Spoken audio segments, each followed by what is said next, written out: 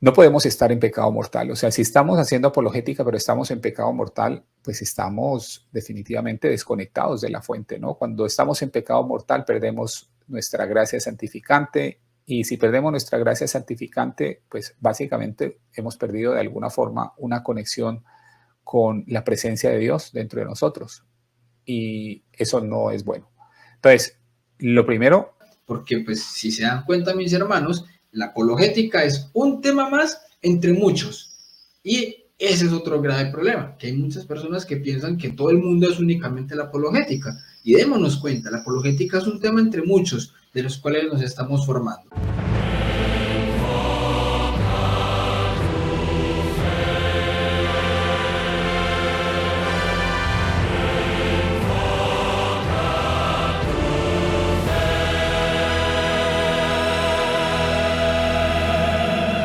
Paz y bien. Un saludo para todos en los corazones de Jesús, José y María. Mi nombre es William Toro. Sean todos bienvenidos.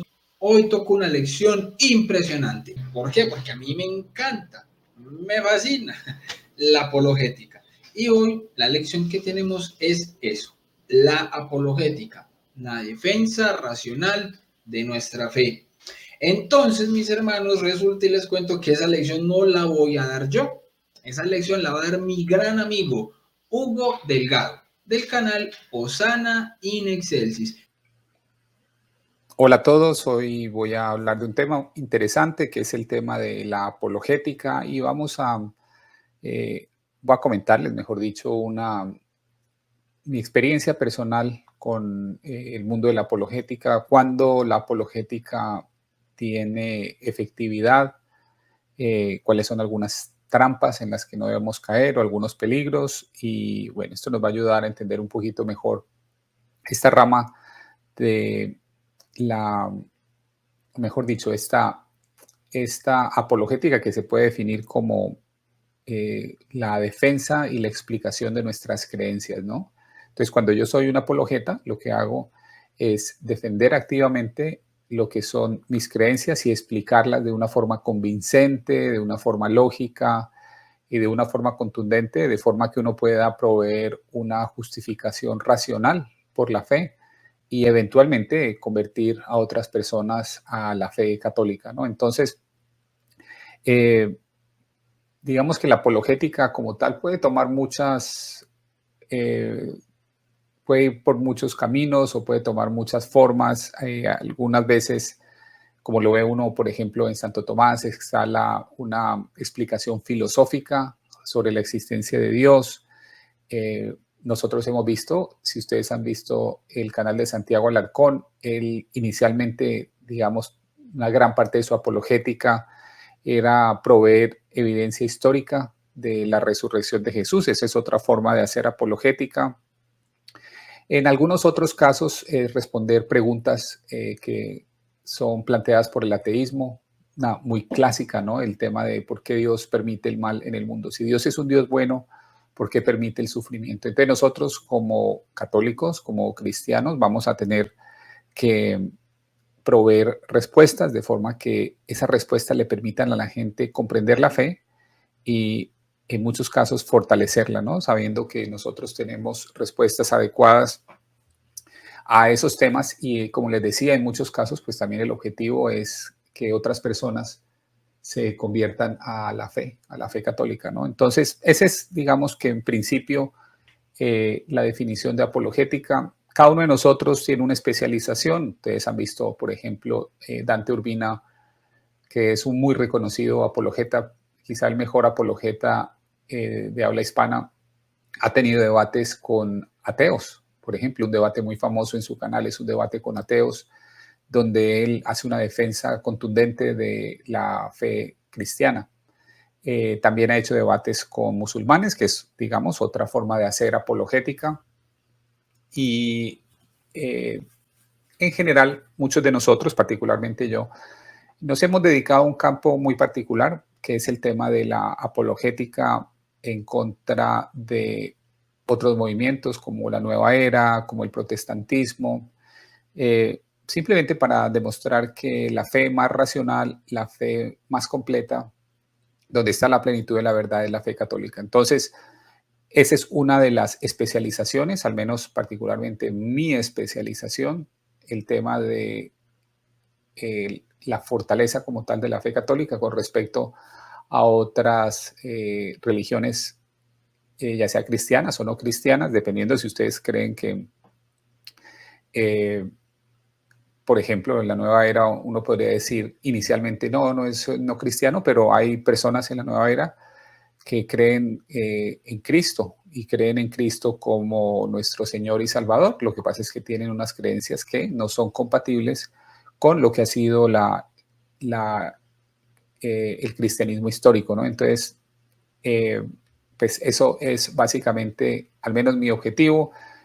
Yo generalmente trato temas con respecto a unas comparaciones de la Iglesia Católica con respecto al protestantismo, respondo muchas objeciones, unas típicas objeciones con respecto a si Cristo estableció o no el papado, o si hay prueba de que, bíblica de que la Virgen María ascendió al cielo, o cómo nosotros defendemos el dogma de la Inmaculada Concepción. Cosas de esas son temas típicos de mi apologética, ¿no? Y otra clásica es, ¿somos justificados solo por la fe o las obras juegan un papel en nuestra justificación? Esa es otra respuesta o, digamos, un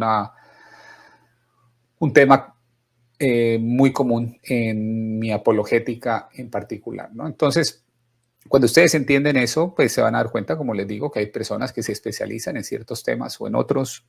Y al final del día, esto es lo que yo quiero que ustedes entiendan. ¿De qué depende que yo me especialice en un tema o en otro? Al final del día va a ser una gracia de Dios. Dios a muchos, a, a muchas personas ha escogido para que hagan este trabajo y les da unas gracias particulares para que puedan llevar a cabo esta labor. Entonces, en muchos casos yo no escogí, de alguna forma, yo no escogí ser apologeta, pero de otra forma sí escogí. Entonces les voy a explicar cuál es la diferencia.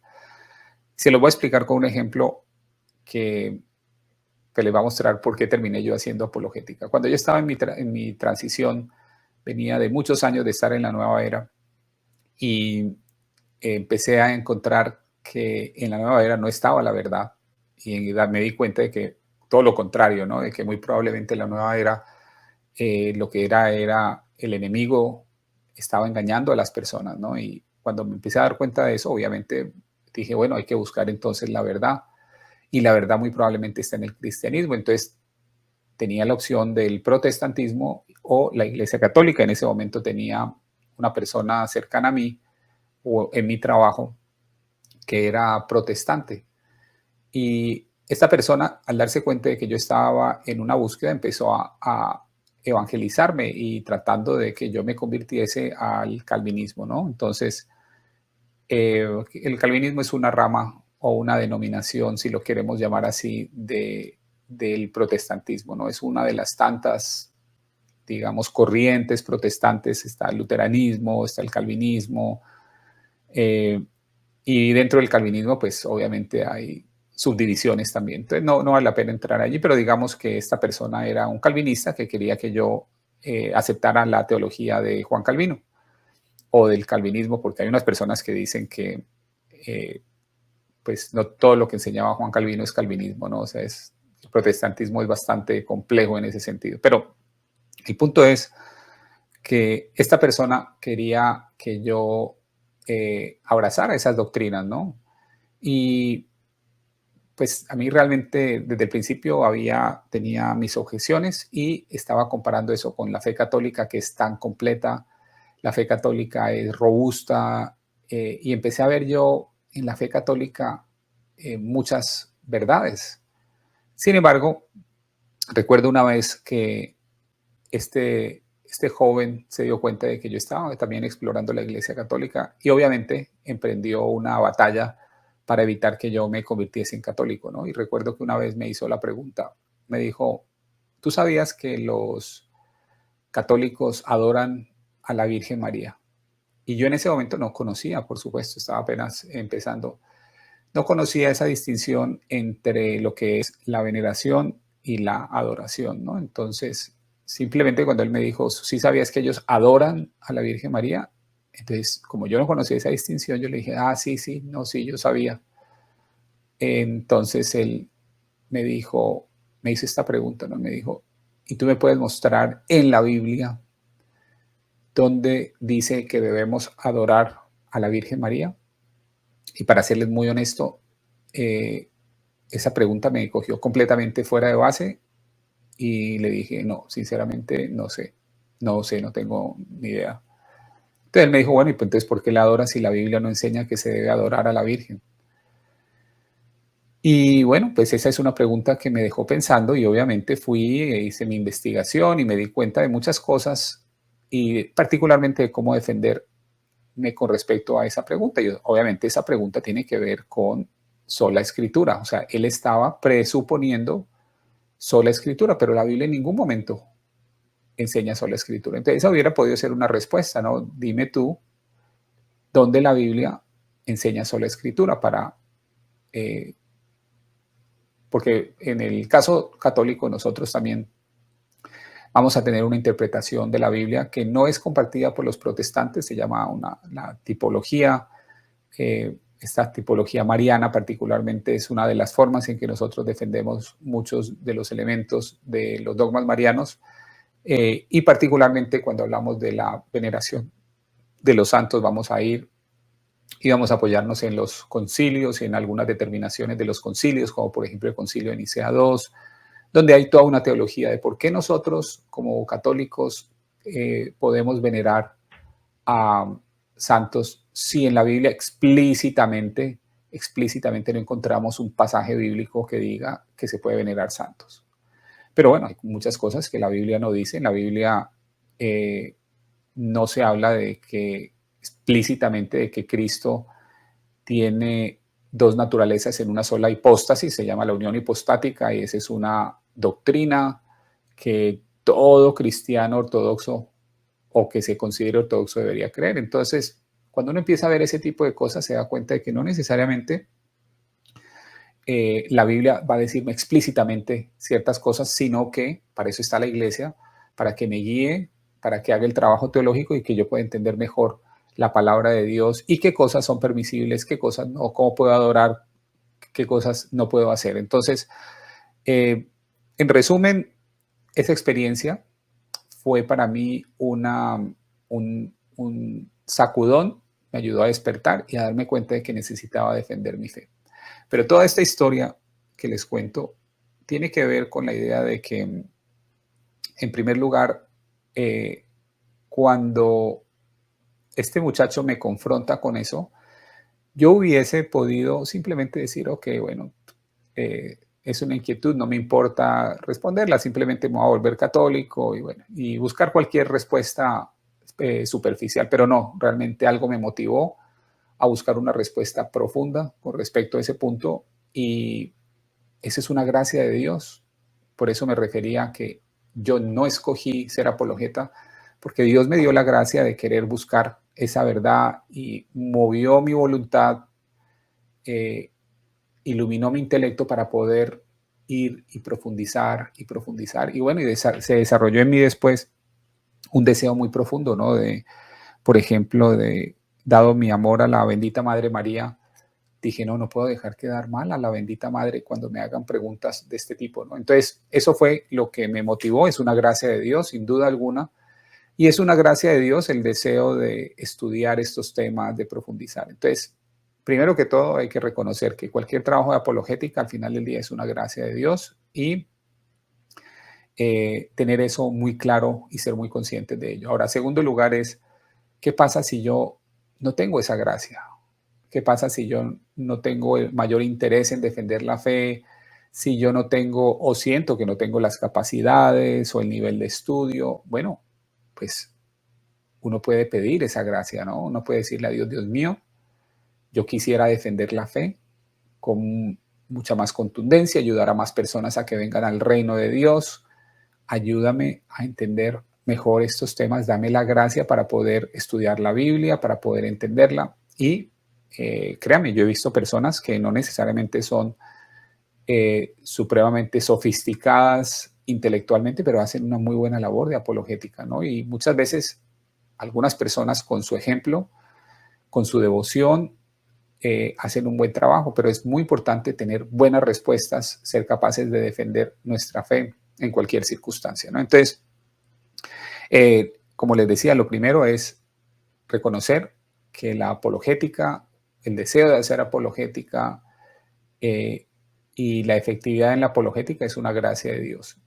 Eso es lo primero. Y lo segundo es que si no tengo aún esa gracia o veo que no la tengo en la medida que quisiera, pues podemos pedirle a Dios que nos dé esa gracia, que amplifique esa gracia en nosotros, y eso efectivamente es algo que Dios nos puede dar y nos puede ayudar en este camino. ¿Por qué? Porque la idea es traer más personas al reino de Dios. Eso es parte de nuestra labor en este mundo, es ir y compartir la buena nueva, compartir el evangelio, traer más personas al reino de Dios y permitir que las personas que no tienen la plenitud de los medios de salvación, que solamente se encuentran en la Iglesia Católica, puedan acceder a esa plenitud, a la plenitud de los medios de salvación. Bueno, entonces ese es el primer punto. Cuando uno entra a hacer apologética, pues uno se va a encontrar un dilema, ¿no? Particularmente ustedes lo van a ver. Uno se puede dedicar a estudiar y hacer la apologética de una perspectiva meramente intelectual. Pero yo diría que esa es una labor que no va a fructificar o que no nos va a dar los frutos que realmente se podrían dar, ¿no? Entonces, cuando uno decide hacer un trabajo en apologética, es muy importante también, y particularmente cuando empieza a hacerlo público, ¿no? Y cuando uno empieza, al menos en mi canal, para mí fue una sorpresa, cuando mi canal empezó a despegar, yo hice un par de videos para defender al padre Rabasi, luego tuve un debate con Jonathan Ramos, y mi canal en ese momento, a partir de ese momento, empezó a despegar, ¿no? Y no me esperaba, digamos, esa respuesta. Hoy mi canal tiene 33,000 suscriptores, que para mí pues es una sorpresa tener esos números. Pero entonces viene aquí una pregunta importantísima y es, ok, ¿qué necesito yo hacer para seguir haciendo apologética? Y lo que yo diría es que obviamente hay que hacer un trabajo intelectual, hay que leer libros, hay que prepararse, pero lo más importante que yo he descubierto es que para hacer buena apologética, para hacer una apologética efectiva, lo más importante es definitivamente nuestra vida espiritual.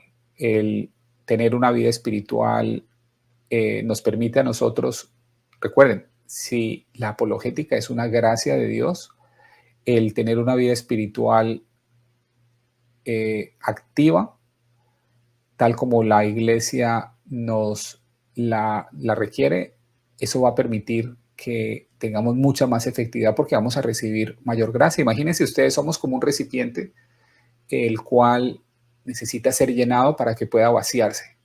Y la forma de llenar ese recipiente es a través de los sacramentos, a través de la devoción, a través de la oración. Eso hace que el recipiente se llene. Recuerden lo que decía Cristo en Juan 15, que sin mí no podéis hacer nada. Entonces recordar que necesitamos que Cristo nos llene, que llene nuestro recipiente para nosotros poder vaciarlo. Y la forma, y aquí viene la pregunta, ¿cómo puedo yo vaciar? ¿Cómo puedo yo llenar ese recipiente para que luego pueda vaciarlo y ser efectivo en mi apologética? Pues hay muchas formas y vamos a hablar concretamente de algunas de ellas.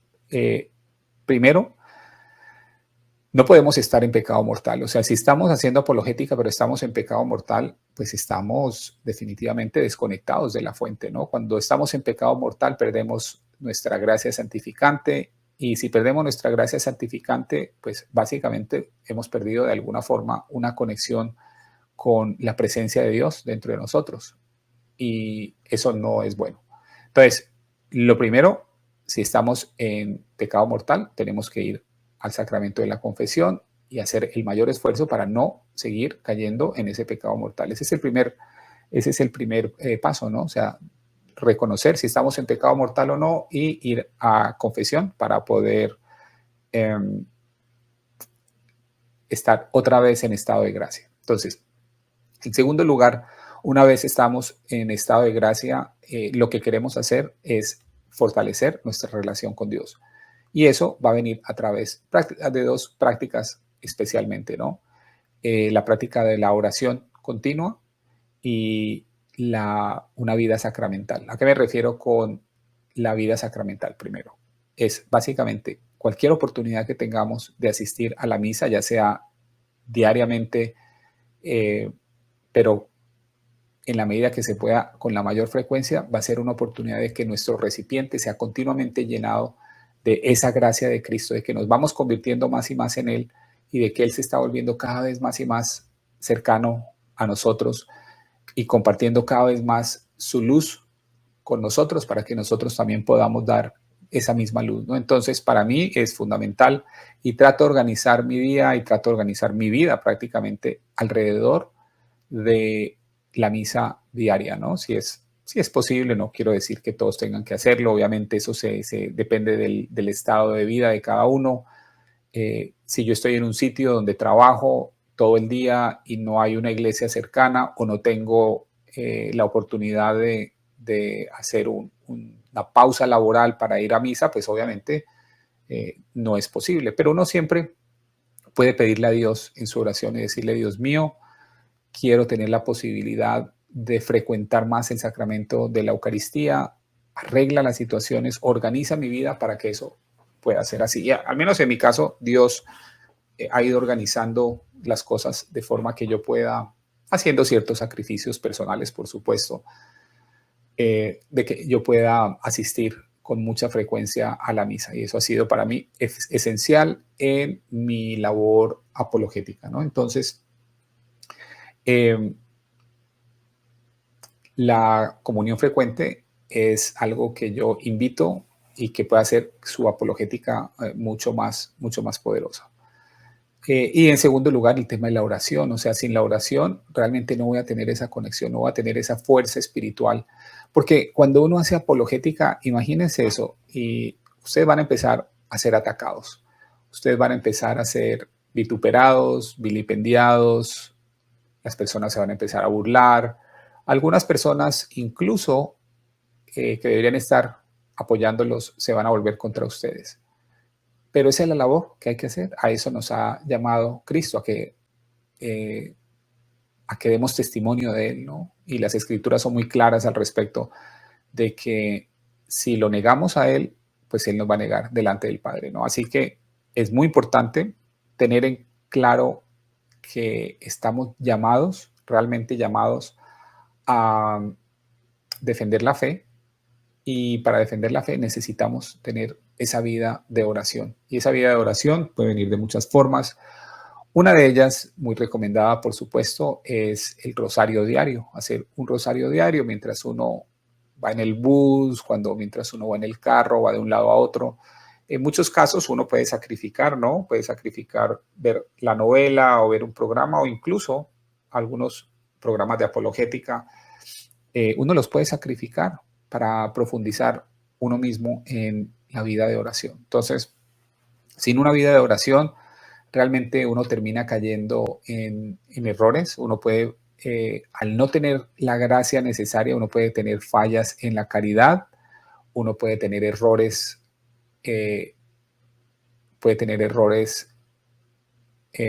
doctrinales y teológicos que pueden hacer daño a las personas. Y bueno, es una gran responsabilidad. Yo tengo la experiencia de que me ha pasado muchas veces cuando estoy viviendo esa vida espiritual intensa, si lo queremos definir así, muchas cosas, muchos milagros pasan, ¿no? Por ejemplo, estoy frente al Santísimo Sacramento, trato de ir con frecuencia también, y le estoy pidiendo que me muestre cuál debe ser el próximo tema que voy a tocar en mi canal.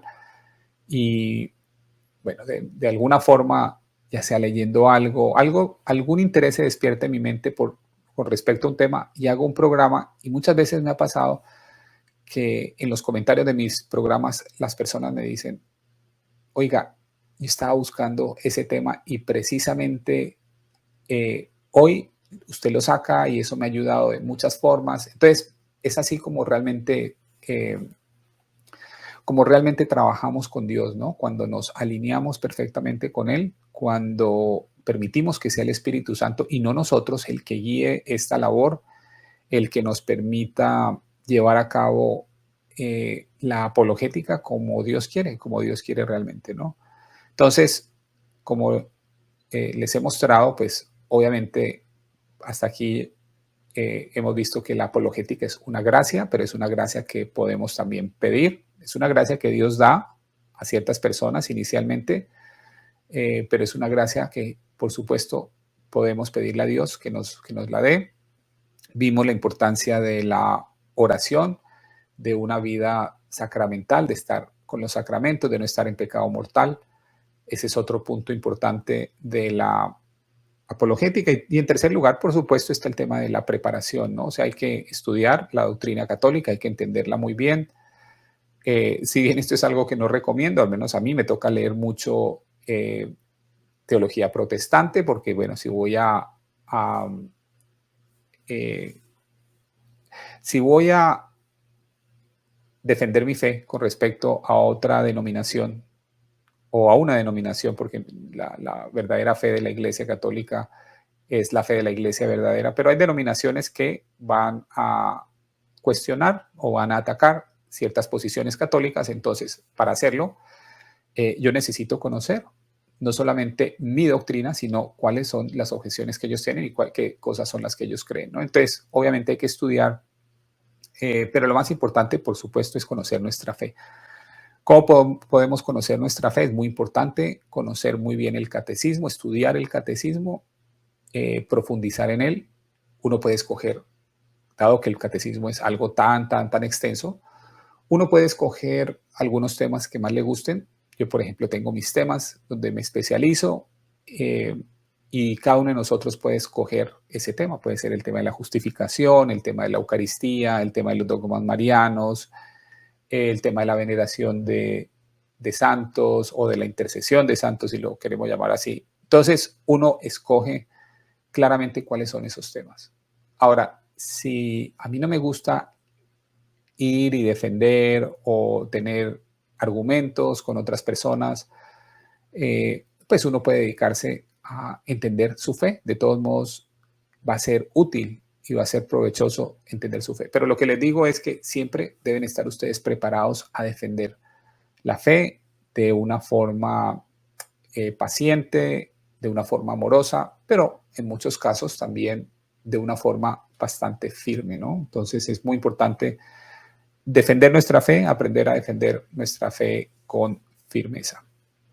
Finalmente y recientemente, estudiando las enseñanzas de un santo jesuita que es uno de mis favoritos, Claudio La Colombière, él decía algo muy interesante. El padre La Colombière era un experto en el tema de la dirección, en dar dirección divina, en ayudar a la gente a entender esta idea del abandono a la voluntad de Dios. Y una de las cosas que decía el padre Colombière era que una de las cosas por las que nosotros deberíamos orar intensamente es por la conversión de almas. Y yo diría que finalmente, para uno completar muy bien su trabajo apologético, no es solamente pedirle a Dios que me llene y que me dé la luz para poder hacer un buen trabajo, para poder tener buenos argumentos, para poder hacerlo con caridad, con sabiduría, para poder hacerlo con amor. Esos obviamente son dones de la gracia de Dios, ¿no?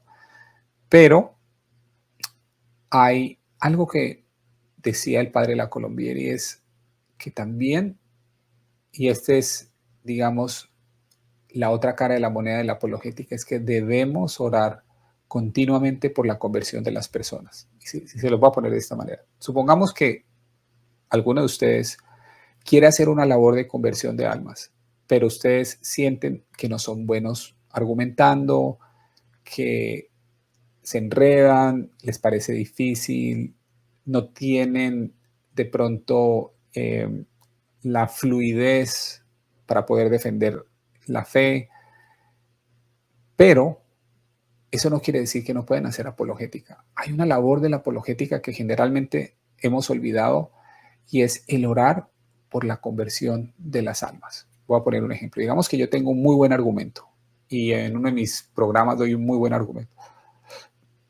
Pero puede ser que las oraciones de intercesión que se hagan por alguien hagan que ese argumento realmente fructifique en la persona. Entonces, de la misma forma, si no hay suficiente oración, puede que el argumento, por más bueno que sea, no fructifique. Entonces, nosotros en ese sentido podemos hacer una labor inmensa, inmensa de apologética, y es la oración para la conversión de las personas, para la conversión de protestantes, para la conversión de ortodoxos, de personas que están en la nueva era, musulmanes a la Iglesia Católica, judíos a la Iglesia Católica. Entonces, ese es el punto que yo no quiero que ustedes olviden. Si les interesa la apologética, si quieren hacer alguna labor apologética, pero no sienten su llamado a estudiar tanto, sienten que, como les digo, que probablemente argumentando no son los mejores, la pregunta es, ¿puedo hacer un trabajo apologético a pesar de eso? La respuesta es sí, pueden hacer un trabajo apologético. La oración, orar continuamente. Incluso yo en mi trabajo apologético, lo que más hago, trato de hacer es pedir por la conversión de las personas, pedir continuamente, orar continuamente por la conversión de las personas, porque eso es lo que prepara el terreno para que nosotros podamos llegar con los argumentos. Entonces, eso es finalmente con lo que quiero terminar, y es esta idea, ¿no? De que si yo quiero hacer un trabajo apologético, primero tengo que estar en un estado de gracia. Segundo, tengo que pedirle continuamente esa gracia a Dios para poder seguir haciendo una buena labor. Pero finalmente también puedo pedirle a Dios que prepare el terreno, que ayude a las almas, que multiplique su gracia para que muchas almas puedan tener una reacción favorable a los argumentos, una reacción favorable a la forma en que uno hace apologética. Yo puedo hacer una apologética. Imagínense ustedes eso, yo puedo hacer una apologética intelectualmente muy efectiva, puedo tener buenos argumentos, pero lo hago burlándome, lo hago diciendo falsedades, lo hago de una forma que va a hacer que una persona que eventualmente se hubiese podido convertir no se convierte por resistencia a la forma en que yo lo estoy haciendo. Entonces hay que ser muy cuidadosos con eso. Y bueno, finalmente decirles que cuando uno se mete a hacer apologética, pues hay unos frutos muy bonitos, ¿no? De ver a las personas convirtiéndose, pero también hay unos frutos amargos de ver rechazo, de ver ciertas situaciones que se generan por uno hacer la labor de apologética, pero bueno, esa es también parte de la cruz que Cristo nos llama a cargar, ¿no? Entonces, eso es lo que les quería compartir el día de hoy. Espero que les haya gustado, espero que hayan aprendido y espero volver pronto para tocar otro tema interesante en el canal de mi hermano William. Así que muchísimas gracias, que Dios los bendiga. Mis hermanos, les quiero dar las gracias por haber estado en esta charla tan bonita, tan hermosa que se acaba de jalar mi gran amigo Hugo Delgado. Muchísimas gracias también obviamente a Hugo por esta charla que nos ha dado, que de verdad que yo primero digo que me ha sacado de una forma muy edificante, ha sido una gran bendición, porque esta charla no se trataba de hacer una ametralladora de argumentos apologéticos, no, sino más bien de enamorarnos de la apologética, de esta disciplina, de este apostolado, de este ministerio apologético, porque es cierto que, como lo decía Hugo hace un momento, hay peligros alrededor de la apologética y podemos caer muchos en ello, de hacer una mala apologética si no vivimos una buena espiritualidad, ¿ya? Pero también está entonces el otro peligro denostar la apologética o pensar que únicamente es de estar peleando y discutiendo con personas que no comparten nuestra misma fe, bien sean los hermanos separados en el protestantismo o personas que están en otras religiones o personas que ni siquiera crean en Dios. Entonces no se trata de estar peleando y discutiendo, sino que, como nos decía el apóstol Pedro, nuestro primer papa, primera de Pedro 1:3-15, que debemos siempre estar dispuestos a dar razones de nuestra esperanza. Yo creo que, como lo enfocó nuestro gran hermano Hugo Delgado, es una forma correcta de nosotros poder vivir la apologética. De verdad, Hugo, mil y mil gracias de parte mía, del canal y de todos los que en este momento estamos llevando a cabo este proceso, porque pues si se dan cuenta, mis hermanos, la apologética es un tema más entre muchos.